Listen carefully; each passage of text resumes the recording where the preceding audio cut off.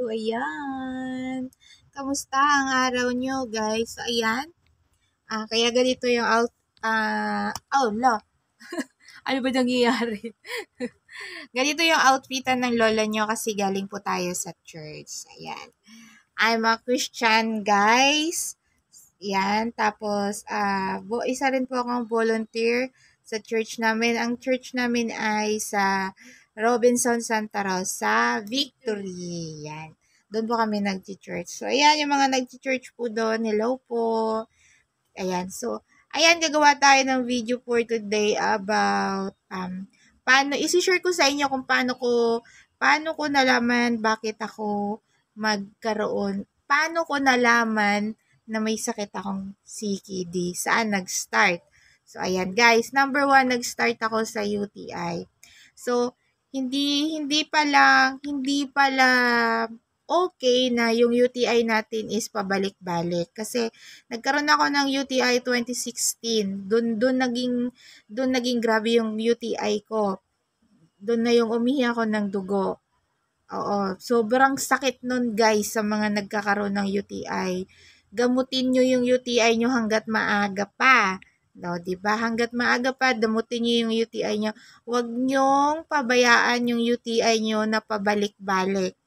Kapag binigyan kayo ng gamot guys ng doktor nyo na kailangan tapusin nyo in 7 days, bilhin nyo yung gamot na yan at tapusin nyo yung 7 days. Oh, kung ilang araw man yung ibibigay sa'yo kasi depende naman yun sa ibibigay ng doktor nyo yung gamot nyo, depende yun sa taas ng UTI nyo.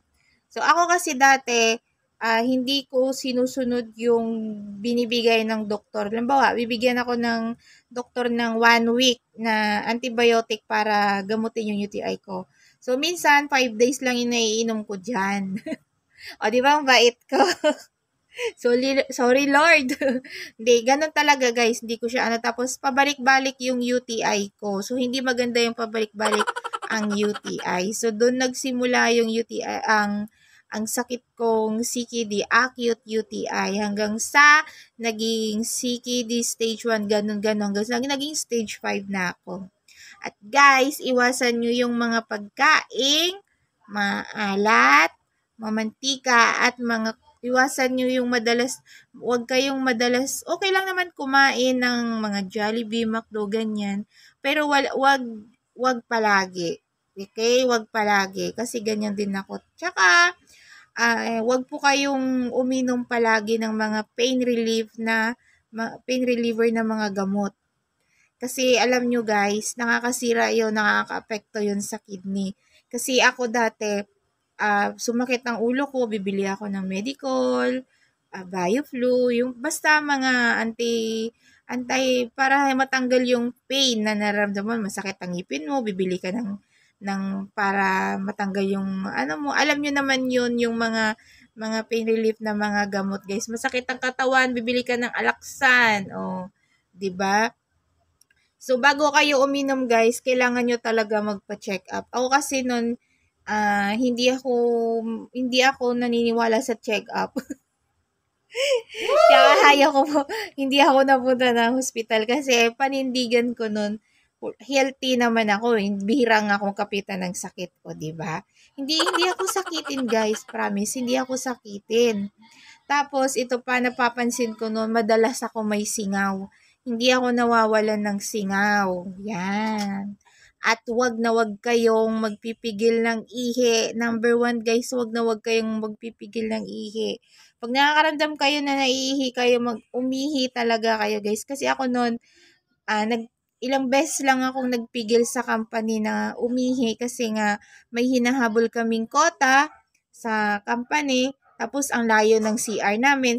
Tapos, plus, katamaran na rin, bumaba. So, sa sobrang daming ginagawa kong dun sa huli kong company, guys. Nakalimutan ko ng umiihi. Iihi lang ako pagdating ko ng boarding house. Doon lang ako makakaihi. So, hindi ko naman palagi ginagawa yon. Mga ilang beses ko lang nangyari sa akin yun guys, na nagpigil ako ng ihi. Plus, sumabay yung UTI ko. Yun na pala yun, guys. Yan. Ang nangyari sa akin noon, nagmanas yung paa ko, pero wala pa akong nararamdaman nun, guys. Tapos, may time na ang sigla-sigla ko, papasok ako sa company, wala akong nararamdaman, feeling ko, ang ganda ng araw ko. Tapos, maya-maya, mga tanghali, bigla na lang akong lalamigin. Bigla akong lalagnatin ng sobrang taas nang hindi ko alam ang dahilan. So, yun na pala yung start na nasisira na yung kidney ko, umaatake na siya. Kumbaga, totoo yung sinasabi nila na yung sakit na kidney failure is ano talaga, guys, may pagkaahas.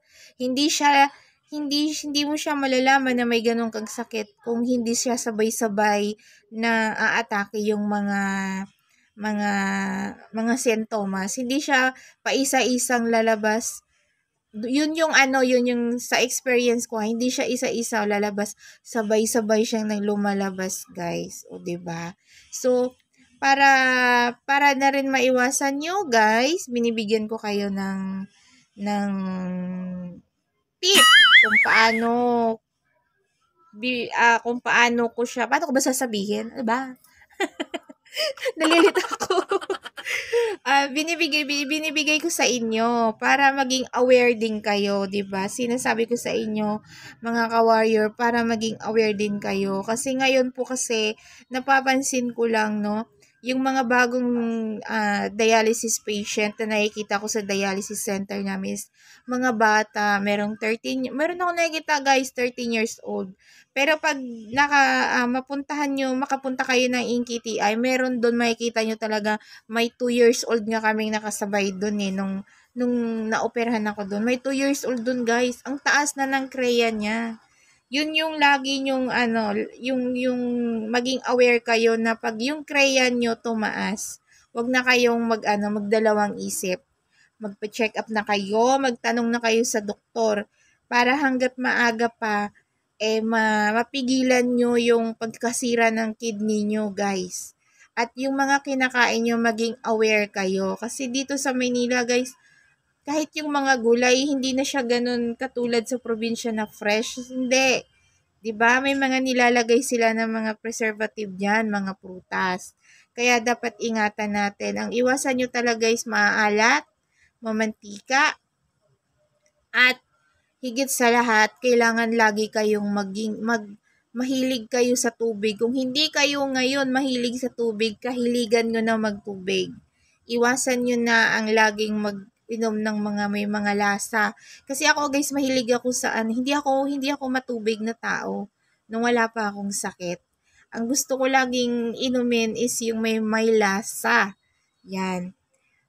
Juice, mga sito, basta mga feeling sa pakiramdam ko masarap, doon ako, hilig na hilig ko yan. Tapos minsan pagkagising ko, ang iniinom ko na yan, soft drinks, o 'di ba? Lalo na pag nasa trabaho kayo, yung mga nagfa-factory worker. So guys, kasi pinagdaanan ko rin yan, mag-factory workers, 'di ba? Diyan din ako galing. Alagaan nyo yung katawan nyo kasi pag nagkasakit tayo, kasunod niyan, problema na natin yung pera, 'di ba? Kakambal na noon yung financial, kaya ingatan natin yung kalusugan natin, huwag tayong maging kampante na bihira tayong magkasakit, bihira tayong magkaroon ng sipon, ubo. Ugaliin na po nating magpa-check up every month. Kasi lalo na sa mga nagtatrabaho sa company, may card naman kayo, 'di ba? May card kayo, so gamitin nyo yan magpa-check up para malaman nyo kung ano yung lagay ng katawan nyo. O, 'di ba? Maging healthy habit na kayo, guys, para hindi na kayo matulad sa akin. Kasi, guys, sinasabi ko sa inyo, napakahirap magkaroon ng sakit. Lalo na malayo kayo sa mga kamag-anak nyo, wala kayong masyadong malapitan. Kaya sinasabi ko na sa inyo, guys, baguhin nyo na yung ang inyong nakaugalian. Magkaroon kayo ng healthy habit, lalo na sa pagkain. Sa pagkain talaga, guys. Kasi Ngayon marami ng mga nagsusulputan masasarap na pagkain. Yung mga masasarap na pagkain, guys, hindi natin alam kung anong mga nilalagay, mga mga ingredients na nilagay doon. Kaya yun masarap. Kasi marami yung ingredients. Tapos, iwasan nyo na rin po palang maggumamit ng mga pampasarap sa ulam natin. 'Di ba? Kung marunong kayong magluto, bawas-bawasan niyo na yung maglalagay ng mga bitchin, mga Ajinomoto, ganun, magic sarap.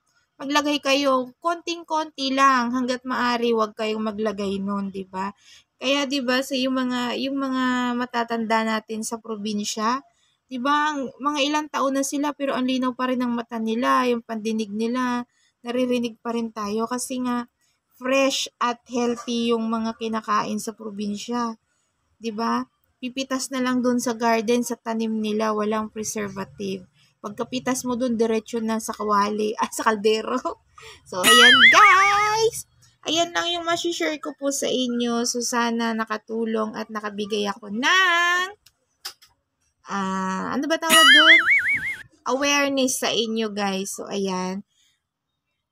Happy Sunday, everyone! Thank you so much po. Pa-like and subscribe na rin po sa channel ko at pakishare na rin po pala sa channel ko.